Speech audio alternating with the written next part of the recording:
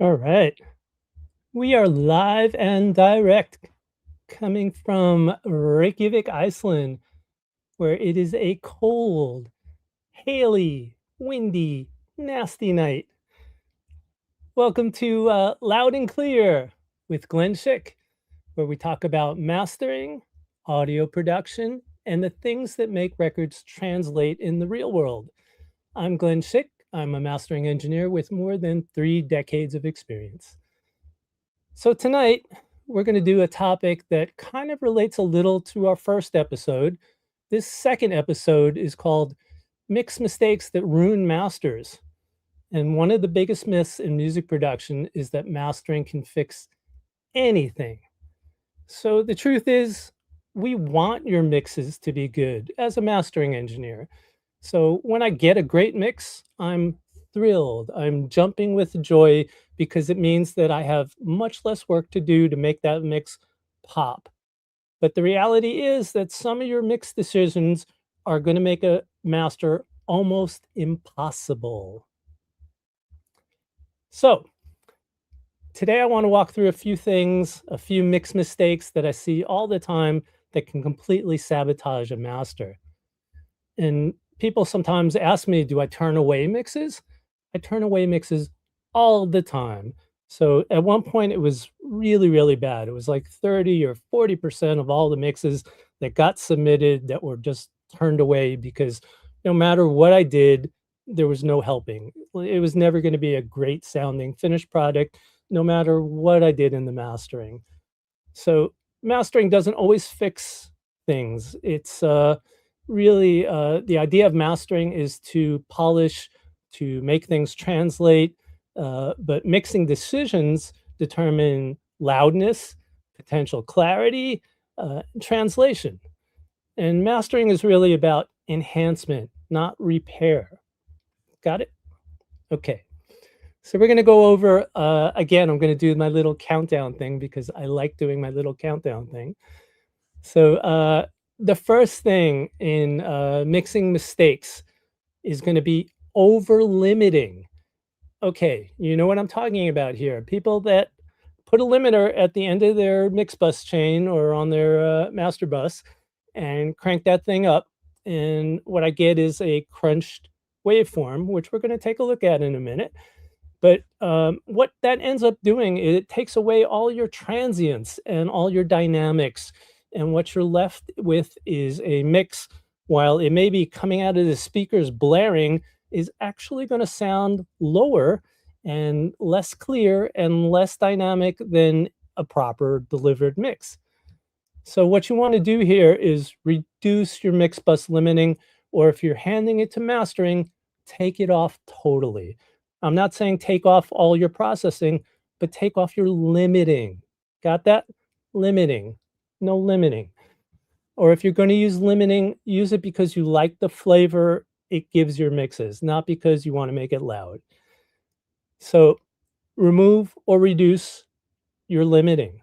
Number one, it preserves the transients and it creates perceived loudness. What we talked about not yesterday, last week.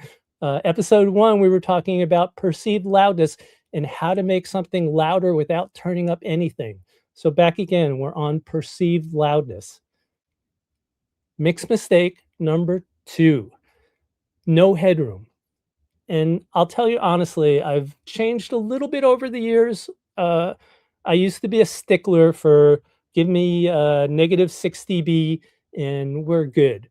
But because everybody is so used to really loud mixes, I let people get away with some less than wonderful amounts of headroom.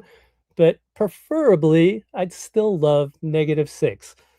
Uh, Let the mastering engineer control the final loudness. You can do your demo for if you're a mixer, do your master for your client, and when you send it to the mastering engineer, include that with it because we'd like to hear what you've been listening to.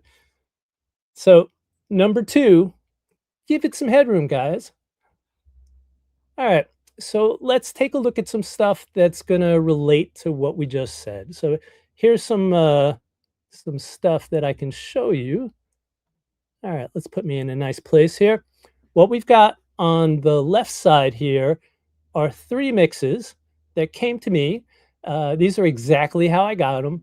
So the first mix here, labeled super loud and limited mix, is just that. It is loud as fuck. And or I should say AF. And then we have number 2 here. Whoops, let me get the pointer. There we go. Number 2, great mix with movement and dynamics. And just like I labeled it, if you look at this mix, you can see it starts quieter, it builds up, it drops down, it builds up again. It's got dynamics, it builds up, it's got a breakdown, it gets loud at the end, a crescendo. All right, and then mix number 3, which was also a great mix, but this was a straight ahead rock track, and I'll give props to the mixer, Jeff Tomei, which I'm sure he won't mind me saying, wonderful mixer and good friend. But this sounds fantastic. But this is a straight ahead rock mix, and this one you'll see you've got an intro, you've got your straight ahead rock, and then you've got a breakdown, and you can see the difference in these 3 waveforms. Now, on the right-hand side here, what you've got is all those same mixes put at the same exact volume. So what you're seeing here, that slammed mix at the same volume as the great mix with movement and dynamics, look how much smaller it looks at the same volume. And guess what? Even though I can't play it because I don't want to get a copyright strike, that mix is going to sound smaller too. So you've got the great sounding mix with the dynamics and movement, and a great mix with straight ahead, dynamics, and then you've got the super loud mix. And look at how much smaller. And you're going to have to just imagine for now how much smaller that's going to sound, because you can see these are all at the exact same volume. These have been evened out to match the same LUFS. Amazing, right? All right, let's go back to get this out of here, and I'm back. All right, let's get our setup here. All right, so that's mistake number 1 and 2. Mistake number 3, low end. So again, this kind of crosses over to what we said about perceived loudness, but a lot of low end or bad low end can really mess up definition, especially like for kick drums, 808s, and bass all crossing around the same frequencies. It's a bad thing, and it's going to kill your mix, and it's going to make the mastering so much harder. And the number 4, and I guess complement to too much low end, is too much high end. And again, we heard this from last week. You're going to hear some themes repeated here because they bear repeating. So harsh top end. Clarity does not equal top end. Clarity is done from good source material, handled properly, and mixed well. It doesn't come from cranking up the high frequency or treble on a track. So loud, high frequency will just fry your ears, fatigue you, and will make your mastering really difficult. So control those high frequencies. We're going to say anywhere from 6K to 14K hi-hats. Watch those hi-hats. All right, mix mistake number 5, no dynamics. All right, your transients and your dynamics are the things that's going to really make your mix pop, both in a master and in the mix. So if you've overcompressed everything, if you've squashed it with a limiter, if you've cut off every peak with a clipper, you're going to have something that doesn't sound great. So preserve the dynamics, do some contrast between sections of songs like we saw on that great mix with all those nice sections and dynamic changes.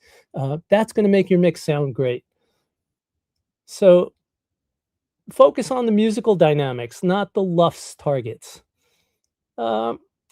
So what we have here is basically leave headroom for mastering, clean up the low and high frequency, control harsh, high end, and preserve your dynamics and transients. So I'm asking you, please, I'm begging you, uh, do those things and send me a mix next time.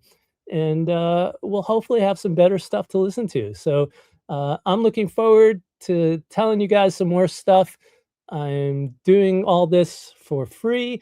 I'm not charging you guys for anything. I'm not monetizing anything as of yet. So I hope you're enjoying the little tips here. And I'm going to check, see if anybody's got some comments here. All right, everybody's just loving life here. Uh, that's great. I'm happy to hear that. So anyway, Glenn saying thank you for tuning in. Subscribe. That's the thanks I want. Make me YouTube famous. Send some likes. Put some comments on the board. And I'll see you guys next week for episode 3 of Loud and Clear. Y'all take care.